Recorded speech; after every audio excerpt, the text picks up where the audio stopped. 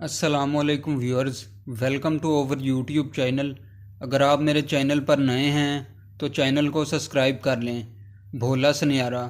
بھولا سنیارا کو اشتہاریوں کی ماں کہا جاتا تھا، یعنی جب تک بھولا سنیارا زندہ ہے تب تک اشتہاریوں کو کچھ نہیں ہوگا۔ عبدالمجید گجر عرف بھولا سنیارا سیال کوٹ کا رہائشی تھا۔ بھولا سنیارا کاروباری آدمی تھا اور سونے کا کاروبار کرتا تھا۔ عبدالمجید گجر عرف بھولا سنیارا کو لوگ پیار سے بھولا اور سونے کا کام کرنے کی وجہ سے بھولا سنیارا بلاتے تھے۔ بھولے سنیارے کی 2 شادیاں تھیں اور گینگسٹر بننے سے پہلے بھولا سیاسی اور سماجی شخصیت تھا۔ بھولے سنیارے نے 80 کی دہائی میں الیکشن میں بھی حصہ لیا تھا۔ بھولا سنیارا کیونکہ سونے کا کاروبار کرتا تھا، جس کی وجہ سے ببو خان، جو کہ پاکستان کا بڑا گینگسٹر شمار کیا جاتا تھا، اور ببو خان سونے کی سمگلنگ کرتا تھا اور اس کے تعلقات بھولے سنیارے سے بھی تھے۔ ببو خان کی جب سونے کی سمگلنگ میں مشہوری ہوئی تو بھولا سنیارا پر بھی پرچے درج ہونا شروع ہو گئے۔ پھر بھولا پولیس کی نظر میں آ گیا اور آہستہ آہستہ ببو خان کے گینگ میں شامل ہو گیا، جس کے بعد اصلی کہانی شروع ہوئی۔ ببو خان کی دشمنی سیال کوٹ کی سب سے بڑی دشمنی تھی، جس میں بہت سے افراد قتل ہوئے۔ پپو برف والا اور پپو بٹ، بھولا سنیارا اور ببو خان پہلے ایک ہی گینگ تھا۔ شیخ کیسر ببو خان کا جگری یار تھا اور ببو خان کا سب لین دین شیخ کیسر ہی کرتا تھا، اور ببو خان صرف شیخ کیسر کی ہی بات مانتا تھا، جس کی وجہ سے پپو برف والا اور پپو بٹ کے ببو خان سے اختلافات شروع ہو گئے۔ ٹیڈی گجر نے ایک دن کیسر شیخ کو رستے میں روکا تو دونوں کی آپس میں تو میں ہو گئی، جس پر شیخ کیسر نے ٹیڈی گجر کا اسلحہ چھین کر اس کی ٹانگ میں فائر مار دیا، جس کے بعد teddy Gujjar, Pappu but, Pappu برف والا ببو خان سے الگ ہو گئے۔ معززین علاقہ نے دونوں فریقین کو صلح کا کہا اور دونوں پارٹیوں کو بلایا۔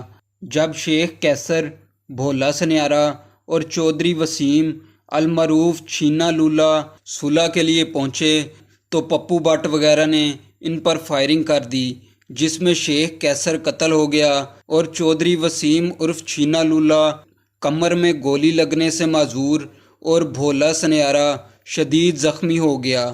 اس واقعے کے بعد سے چودھری وسیم، جو کہ چھینا کے نام سے مشہور تھا، پھر چھینا لولا کے نام سے جانا جانے لگا۔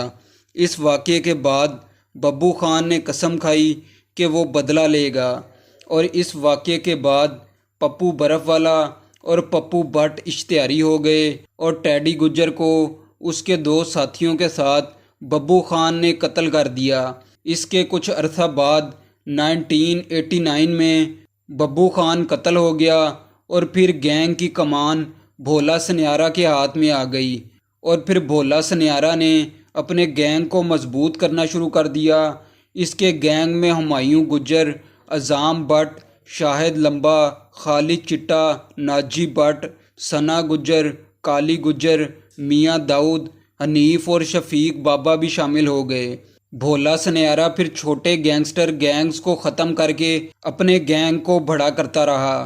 بھولا سنیارا کے مخالفین میں عامر بیگ، کیسر بیگ، جو کہ ببو خان کے کزن تھے، ان کا الگ گروپ بن گیا، جبکہ پپو بٹ، پپو برف والا اور نعیم خان وغیرہ کا الگ گروپ بن گیا، اور پھر ببو خان کے کزن کیسر خان اور پپو برف والا گروپ کی صلح ہو گئی۔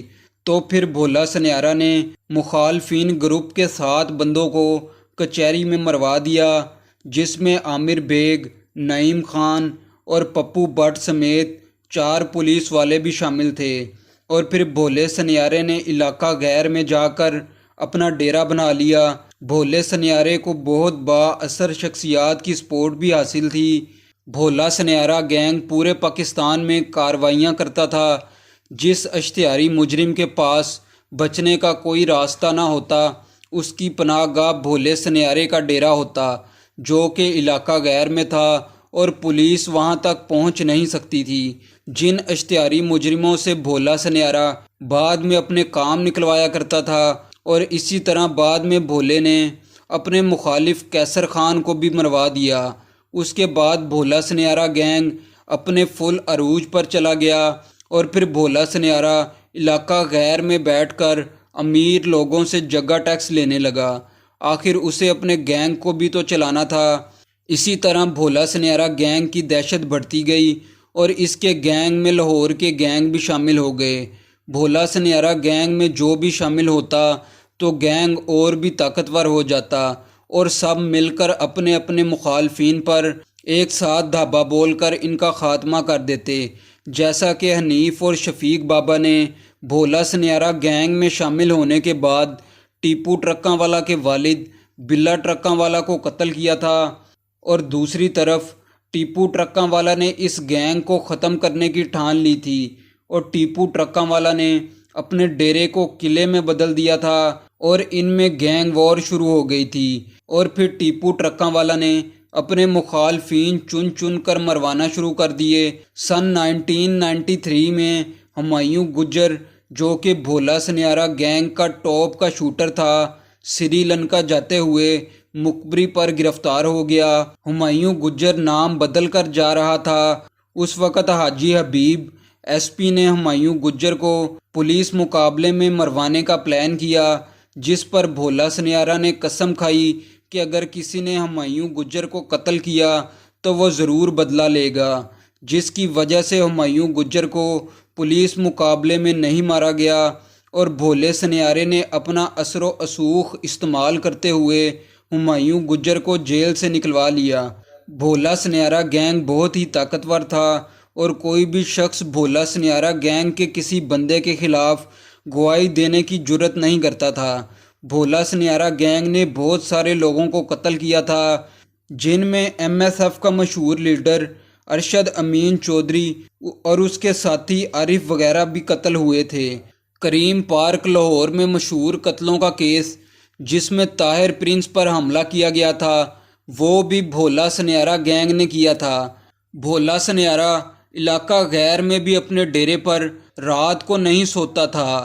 وہ اپنے ایک دوست پٹھان کے ساتھ کسی نامعلوم جگہ پر رات کاٹتا تھا۔ پورے پاکستان سے اشتہاری بھولے سنیارے کے پاس پناہ لینے جاتے تھے۔ بھولا سنیارا گینگ کی بڑھتی ہوئی کارروائیوں کے بعد جیسے اسے روکنے والا کوئی نہیں تھا۔ اسی دوران حکومت نے اس پر ایکشن لیا، جس میں آرمی اور دوسرے ادارے بھی شامل تھے۔ آرمی نے آپریشن کرتے ہوئے بھولے سنیارے کو اس کے ڈیرے پر مار دیا، اور بہت سے اشتہاریوں کو بھولے کے ڈیرے سے گرفتار کر لیا، اور کچھ کو مار دیا اور کچھ فرار ہو گئے۔ 1997 میں بھولے سنیارے کے مرنے کے بعد سارا گینگ پولیس نے مار دیا۔ 10 سال انڈر ورلڈ پر راج کرنے والا بھولا سنیارا، جو کہ خوف اور دہشت کی علامت بنا رہا، اسی طرح اپنے انجام کو پہنچ گیا۔